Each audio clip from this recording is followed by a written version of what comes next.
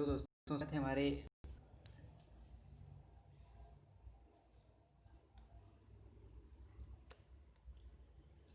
Hello दोस्तों, स्वागत है हमारी टॉपिक वाइज स्टैटिक जीके की इस सीरीज में, जिसमें आगे बढ़ते हुए हम आज देखेंगे संयुक्त राष्ट्र संघ के बारे में, यानी यूएनओ, और विश्व के अन्य संगठन के बारे में भी हम पढ़ेंगे। तो चलिए देखते हैं संयुक्त राष्ट्र संघ यानी यूनाइटेड नेशन ऑर्गेनाइजेशन, जिसको संक्षिप्त में कहते हैं। और ये देखिए इसका लोगो है, और इसको 24 अक्टूबर 1945 को इसकी स्थापना की गई थी। सेकेंड वर्ल्ड वार के बाद दुनिया में शांति लाने के उद्देश्य से इसकी स्थापना की गई थी, और इसका मुख्यालय अमेरिका के न्यूयॉर्क में स्थित है।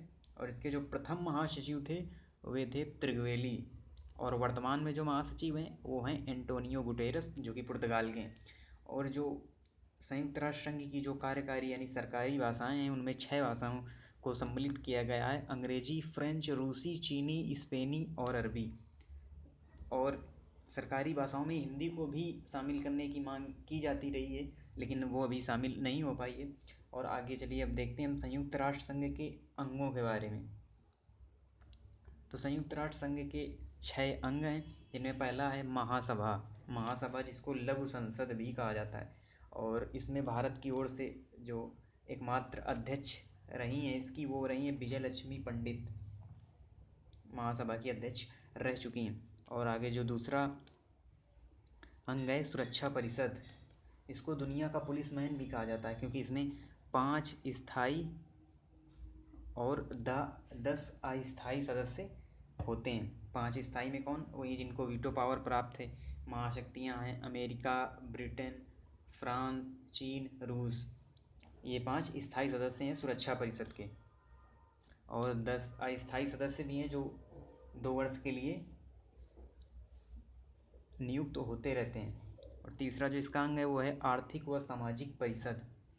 इसमें 54 सदस्य होते हैं। और इसके बाद चौथा जो अंग है वो है न्यासी परिषद। न्यासी परिषद का काम होता है अविकसित देशों की सहायता करना, यानी जो देश विकसित नहीं है, पिछड़े हैं, उनकी सहायता करने के उद्देश्य से इसकी स्थापना की गई। और जो पांचवा इसका अंग है वो है अंतर्राष्ट्रीय न्यायालय, यानी जब कोई झगड़ा इंटरनेशनल लेवल पर होता है, यानी एक देश से दूसरे देश के बीच, तो उसकी सुनवाई अंतर्राष्ट्रीय न्यायालय में ही होती है, जिसका मुख्यालय हेग, नीदरलैंड के हेग में है। और इसमें 15 न्यायाधीश होते हैं इस न्यायालय में, जो कि 9 वर्ष के लिए, ध्यान देना दोस्तों, क्योंकि जो सिंपली कार्यकाल होता है वो 5 वर्ष का होता है, 6 वर्ष का होता है, 4 वर्ष का होता है। लेकिन यहाँ पर एक स्पेशल चीज़ है कि अंतर्राष्ट्रीय न्यायालय के न्यायाधीशों का कार्यकाल 9 वर्ष के लिए होता है। और जो छठा अंग है सचिवालय, सचिवालय में एक महासचिव होता है। तो ये भी एक नॉर्मल सा उसका अंग है, लेकिन जो इम्पोर्टेंट इसमें अंग है वो सुरक्षा परिषद और अंतर्राष्ट्रीय न्यायालय। ये बहुत ही इम्पोर्टेंट इसके अंग है। तो अब हम देखते हैं संयुक्त राष्ट्र संघ से जुड़े हुए अभिकरण, यानी इससे जुड़े जो संगठन हैं उनके बारे में। तो इसमें आता है यूनेस्को पहले नंबर पर, शिक्षा, विज्ञान व संस्कृत संबंधी संगठन है, जिसका मुख्यालय कहाँ है? पेरिस, फ्रांस के पेरिस में है। इसकी वर्तमान जो अध्यक्ष हैं आंद्रे अजोलो वर्तमान में अध्यक्ष हैं यूनेस्को की। और इसका काम शिक्षा, विज्ञान और संस्कृत के क्षेत्र में सभी देशों में हो रही विभिन्न परियोजनाओं के बारे में जानकारी रखना और नई नई योजनाओं को तैयार करना उनके विकास के लिए। और अगला हमारा यूनिसेफ, जो कि अंतर्राष्ट्रीय बाल संकट कोष कार्यालय, जिसका विस्तृत रूप है, उसका मुख्यालय न्यूयॉर्क, यूएसए के न्यूयॉर्क में है। और ये भी संयुक्त राष्ट्र संघ का एक अभिकरण है, जिसकी वर्तमान में अध्यक्ष हैं हेनरीटा फोर।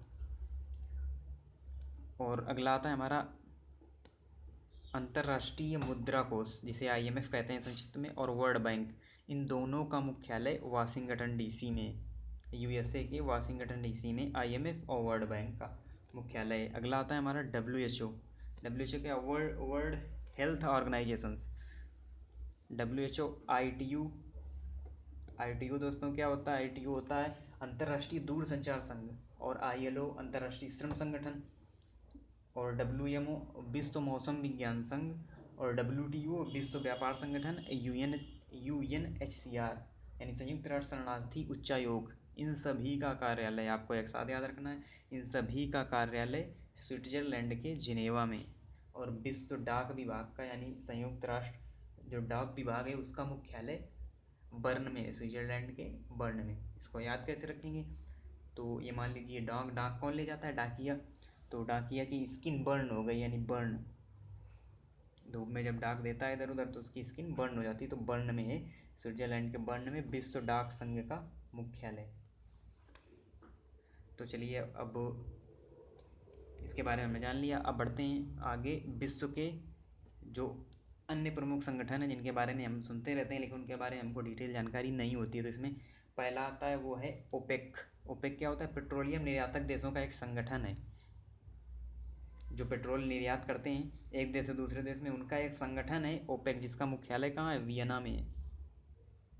और ये देखिए ओपेक का लोगो है, ओपेक संगठन का लोगो। और इसमें 14 सदस्य हैं शामिल हैं, जिनकी लिस्ट अभी हम आपको आगे दिखाएंगे। और अगला हमारा नाटो। नाटो का संघ है नॉर्थ अटलांटिक ट्रीटी ऑर्गेनाइजेशन। ये नाटो का लोगो है और इसका मुख्यालय बेल्जियम के ब्रुसेल्स में है। और इसमें 30 राष्ट्र इसके अंतर्गत आते हैं और इसके अंतर्गत 14 राष्ट्र, जिनकी लिस्ट अभी हम आगे आपको दिखा रहे हैं। ये देखिए दोस्तों 14 देश जो ओपेक के हैं: अल्जीरिया, अंगोला, कांगो, इक्वाडोर, भूमध्य रेखीय Guinea, Gabon, Iran, Iraq, Kuwait, Libya, Nigeria, Saudi अरब, संयुक्त अरब अमीरात और वेनेजुएला। ये 14 देश ओपेक के सदस्य हैं। और नाटो में चूँकि 30 राष्ट्र हैं तो उनके बारे में जानना कोई ज़रूरी नहीं है, चूँकि इतने नाम आप याद भी नहीं रख पाएंगे, इसलिए इनकी लिस्ट हमने आपको नहीं दिखाई है। और आगे बढ़ते हैं अपने आसियान। 10 दक्षिण पूर्व एशियाई देशों का समूह है एशियान। इसमें भारत सम्मिलित नहीं है दोस्तों, याद रखना है, क्योंकि भारत तो दक्षिण में स्थित है और ये 10 दक्षिण पूर्व एशियाई देशों का समूह है, जिसका मुख्यालय इंडोनेशिया के जकार्ता में है। और इसमें 10 सदस्य हैं जबकि भारत इसका सदस्य नहीं है। तो आगे देखेंगे अभी कौन कौन से 10 राष्ट्र हैं जो एशियान के सदस्य हैं।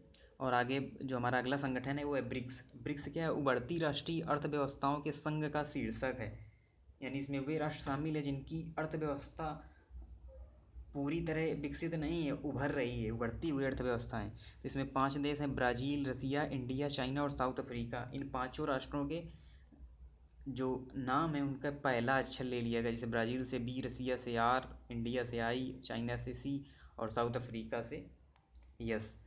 तो इससे बना है पूरा संगठन ब्रिक्स। पहले इसका नाम ब्रिक हुआ करता था, जब बाद में साउथ अफ्रीका को इसमें जोड़ा गया तो इसका नाम ब्रिक्स हो गया। अब बढ़ते हैं अपने अगले। देखिए ये 10 राष्ट्र जो एशियान के सदस्य हैं, इनमें है Brunei, Cambodia, Indonesia, Laos, Malaysia, Myanmar, Philippines, Singapore, Thailand, Vietnam. ये सब दक्षिण पूर्वी देश हैं जो कि एशियान के सदस्य हैं। आगे बढ़ते हैं। आगे हमारा संगठन आता है द छेस, जिसको हिंदी में तो आप ज़्यादा नहीं जान पाएंगे, बट सार्क, सार्क के नाम से हम लोग इसको ज़्यादा अच्छी तरह जानते हैं। ये है सार्क का लोगो और ये 8 देशों का आर्थिक व राजनीतिक संगठन है। 8 देश इसमें शामिल है, जिसमें भारत के सभी पड़ोसी देश ही शामिल है। इसका मुख्यालय काठमांडू, नेपाल के काठमांडू में है। और इसमें जो 8 राष्ट्र शामिल हैं वो अभी हम आपको दिखा रहे हैं लिस्ट उनकी। और ये भारत के ही पड़ोसी देश हैं जिसमें शामिल हैं।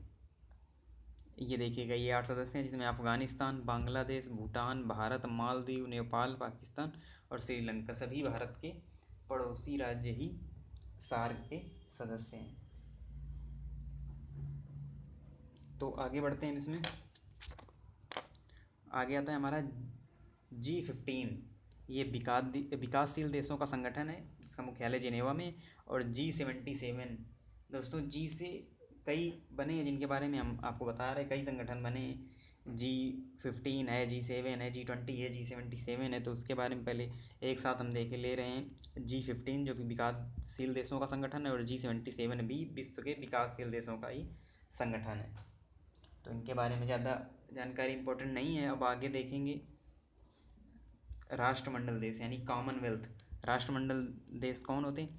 जो राष्ट्र ब्रिटिश साम्राज्य का हिस्सा थे, खुद ब्रिटिश मतलब कि यूके को छोड़कर और मोजाम्बिक को छोड़कर, बाकी जो सदस्य हैं जो कि कभी न कभी ब्रिटिश साम्राज्य के हिस्सा थे, कभी अंडर में रहे हैं, उनके समूह को ही राष्ट्रमंडल देश कहते हैं, यानी कॉमनवेल्थ कहते हैं। और जब कॉमनवेल्थ गेम्स भी होते हैं तो उनमें वही राष्ट्र पार्टिसिपेट करते हैं, जो कि कभी न कभी ब्रिटिश साम्राज्य के अंडर में रहे हैं। इसका मुख्यालय लंदन में है। इस संगठन के सदस्य उच्चायुक्त कहलाते हैं, ना कि राजदूत। जैसे हमारे यहाँ के राजदूत दूसरे देशों में नियुक्त होते हैं, तो अगर अन्य कहीं देश जैसे ऑस्ट्रेलिया में नियुक्त हुए तो उनको वहाँ राजदूत कहा जाएगा। लेकिन अगर इस संगठन से यानी राष्ट्रमंडल से रिलेटेड अगर किसी राष्ट्र में हमारे यहाँ के राजदूत नियुक्त होते हैं तो उनको राजदूत ना कह के उच्चायुक्त कहा जाएगा, और उनके जो ऑफिस होता है उसको उच्चायोग कहते हैं। ये बात स्पेशल आप लोगों को याद रखनी है। और इसमें लगभग 53 सदस्य हैं, जिनके बारे में हमको जानना नहीं है, जो कि इतनी बड़ी संख्या है तो हम उसको याद भी नहीं रख पाएंगे। आगे बढ़ते हैं। हमारा आता है G7। ये इम्पोर्टेंट संगठन है, जो कि दुनिया की 7 सबसे बड़ी उन्नत अर्थव्यवस्थाओं का समूह है। दुनिया की 7 सबसे बड़ी उन्नत यानी जो टॉप 7 अर्थव्यवस्थाएं हैं उनका एक समूह है। और इसमें कौन कौन से राष्ट्र शामिल हैं हम आपको भी आगे दिखाएंगे। G20 भी विश्व की 20 प्रमुख अर्थव्यवस्थाओं के वित्त मंत्रियों और केंद्रीय बैंक के गवर्नर्स का संगठन है। यानी जो G20 है उसमें वित्त मंत्री भी 20 प्रमुख अर्थव्यवस्थाओं के शामिल होते हैं और केंद्रीय बैंक के गवर्नर्स भी शामिल होते हैं। कौन कौन से G20 में शामिल राष्ट्र हैं और कौन कौन से G7 में सम्मिलित राष्ट्र हैं, इनकी लिस्ट अभी हम आगे आपको दिखा रहे हैं। ये देखिए दोस्तों, जो G7 के राष्ट्र हैं वो है Canada, France, Germany, Italy, Japan, United kingdom, संयुक्त राज्य यानी अमेरिका और यूरोपीय संघ यानी यूनाइटेड नेशंस। तो ये G7 के सदस्य हैं और उनके प्रधानमंत्री और जहाँ के चांसलर होते हैं उनका नाम भी लिखा हुआ है। और जो G20 की बात करें अगर, तो उसमें जो शामिल देश हैं, जो 20 विकसित अर्थव्यवस्थाएं हैं उनके बारे में, तो अर्जेंटीना, ऑस्ट्रेलिया, ब्राज़ील, कनाडा, चीनी जनवादी गणराज्य यानी चीन, यूरोपीय संघ भी है, France, Germany, Bharat, Indonesia, Italy, Japan, Mexico, रूस, सऊदी अरब, दक्षिण अफ्रीका, दक्षिण कोरिया, तुर्की, यूनाइटेड किंगडम और संयुक्त राज्य। ये 20 राष्ट्रों का समूह G20 का समूह है और ये G7 में सम्मिलित राष्ट्र हैं। तो दोस्तों, इस प्रकार से हमने संयुक्त राष्ट्र संघ और उससे जुड़े उसके अभिकरण और जो विश्व के अन्य प्रमुख संगठन हैं उनके बारे में पूरी जानकारी प्राप्त कर ली है डिटेल में और विद इमेजेस, विद लोगों को देखते हुए। तो इसके साथ ही हमारा ये लेक्चर ख़त्म होता है और आगे ऐसे ही बने रहिए रोचक और टॉपिक वाइज स्टैटिक जीके की इस सीरीज़ में, जिसमें हम आगे दूसरा टॉपिक लेकर आएंगे। तो धन्यवाद।